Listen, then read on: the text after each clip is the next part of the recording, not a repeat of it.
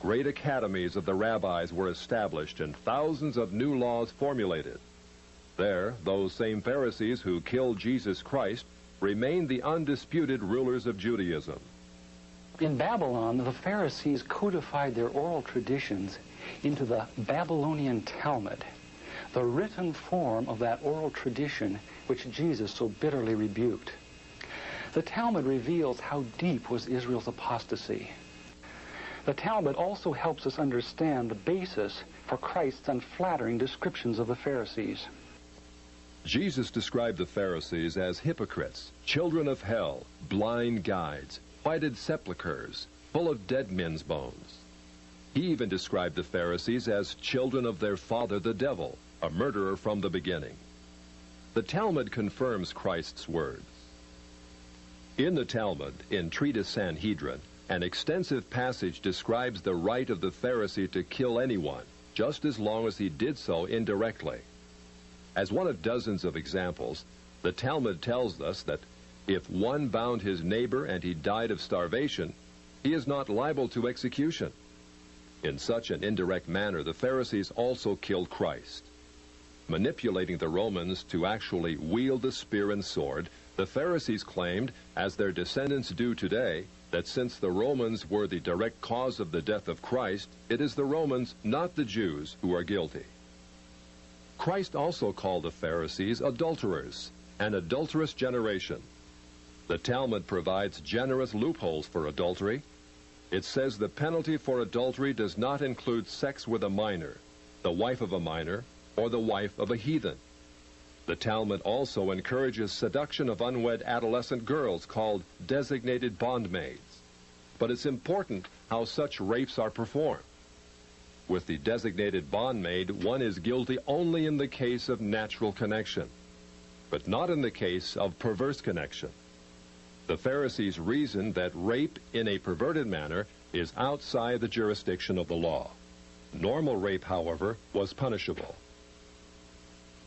In Babylon, sexual perversion of every kind had been a way of life for millenniums. The Pharisees were deeply influenced by such practices. In 3 of the major treatises of the Talmud are found extensive passages which give legal endorsement to seduce and marry 3-year-old baby girls. In fact, many of the greatest rabbis of the Talmud, including Simeon ben Yochai, upheld this privilege. Today in Israel, thousands of Jews go to Meron every year to venerate the memory of Simeon ben Yochai, one of the most respected rabbis in the history of Judaism. In one of dozens of endorsements of child sex, Simeon ben Yochai said, "A proselyte under the age of 3 years and a day is permitted to marry a priest." Agreeing with ben Yochai, the great Rabbah said, "When a grown-up man has intercourse with a little girl, it is nothing, for when the girl is less than this, 3 years and a day, it is as if one put the finger into the eye." The footnote to this passage says, "As tears come to the eye again and again, so does virginity come back to the little girl under 3 years." The same section confirms that sexual activity with small boys is in the same category. The intercourse of a small boy is not regarded as a sexual act.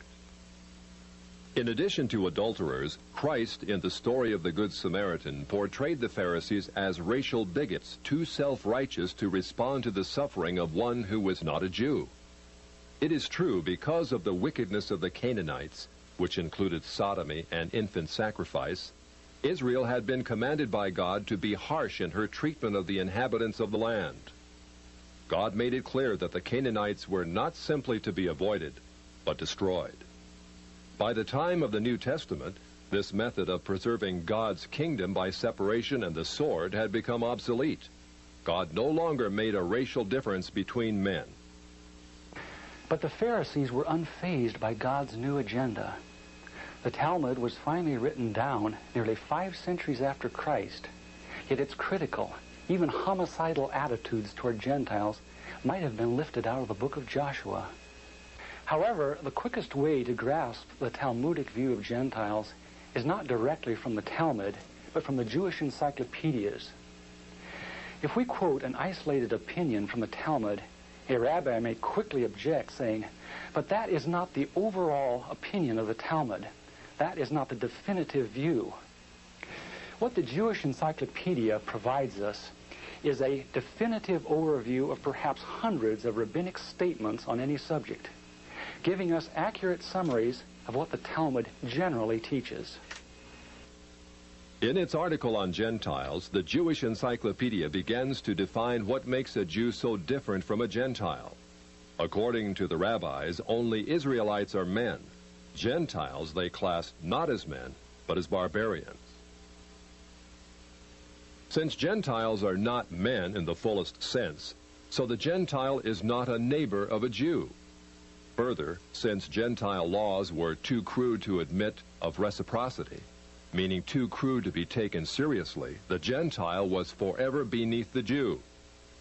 Gentiles were outlawed by God from the beginning, and thus had no property rights. The Almighty offered the Torah to the Gentile nations also, but since they refused to accept it, he withdrew his shining legal protection from them and transferred their property rights to Israel, who observed his law. Since the Talmud outlawed the child, or issue of a Gentile, as that of a beast, a Gentile had as little legal rights in a Jewish court as did an animal. The Talmud states that if a Gentile sue an Israelite, the verdict is for the defendant, the Israelite. Conversely, if the Israelite is the plaintiff, he obtains full damages. Because the Talmud conspires against Gentiles, if a Jew was ever caught telling a Gentile what the Talmud really says, such a person deserves death. So vile was the nature of a Gentile that the great Simeon ben Yohai said, "The best among the Gentiles deserves to be killed. The best of snakes ought to have its head crushed." Jews, however, are exalted beings in the Talmud, worthy of praise. Christ described the Pharisee who blessed himself, saying, "I thank thee, Lord, that I am not as other men." An eminent Talmudic rabbi says the same. "Blessed be thou, who hast not made me a Goy," or Gentile.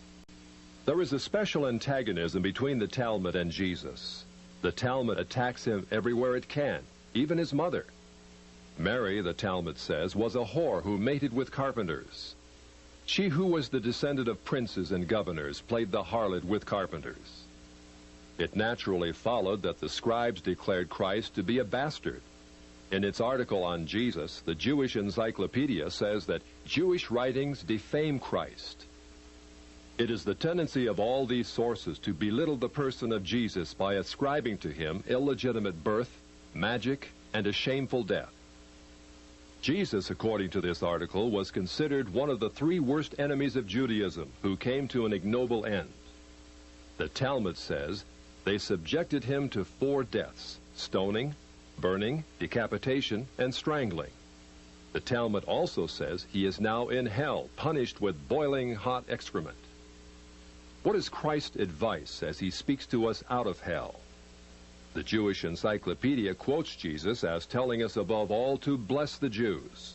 He says, "Further their well-being. Do nothing to their detriment. Whoever touches them touches even the apple of his eye." Christians, as followers of the false prophet Jesus, also deserve death. The Jewish Encyclopedia again recaps the Talmud's position. A Gentile observing the Sabbath deserves death. The testimony of a Christian was not admitted in evidence in Jewish courts, and an Israelite who found anything belonging to one who was a Christian was forbidden to return it to him. The Pharisees, through their Talmud, thus gave the Jews an ethic which encouraged bigotry and isolation. But it did worse than that. It invited persecution. By the 11th century, the inhabitants of Babylon, growing weary of the self-righteousness and dishonesty of the Jews, expelled them to the West. That's part of our faith. They had to read the Bible, the Torah.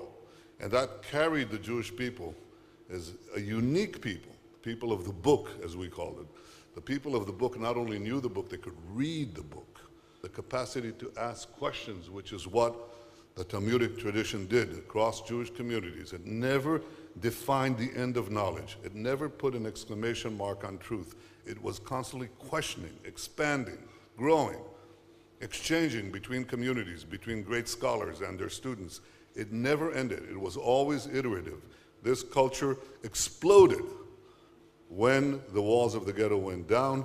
This same tradition, this same culture is part of us. It's deeply ingrained in our culture, in our thinking, in our traditions. Israel's fight is our fight. We are one. We are united. We will not be discouraged. We will not be defeated. We will not be intimidated. We will not sit down. We will not be silent. We are the worst nightmare of the anti-Semites of the world. The victory is going to be ours.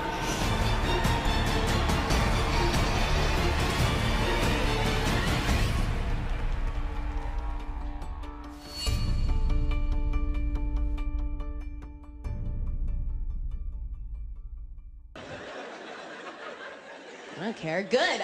I hope the Jews did kill Christ. I'd do it again. I'd fucking do it again in a second. Leave. You need to. You can't come in here. This is not your house. This is not your house. We killed Jesus. We're proud of it. Where are you? We're gonna kill you and the Palestinians. You bastard. This is my house. This is my land. God gave it to me. And fuck you. When they circumcise little boys, the rabbi actually puts his mouth around the penis and sucks the blood. I am not making this up. This is Talmudic Judaism, and this is what is being carried out in Israel. So for those who want to support Israel, especially the idiot Christian Zionists, my God, how stupid are you? These people hate Jesus Christ, and they definitely are using you like a bunch of idiot pawns for their own sick and twisted game. That is the reality. Absolutely.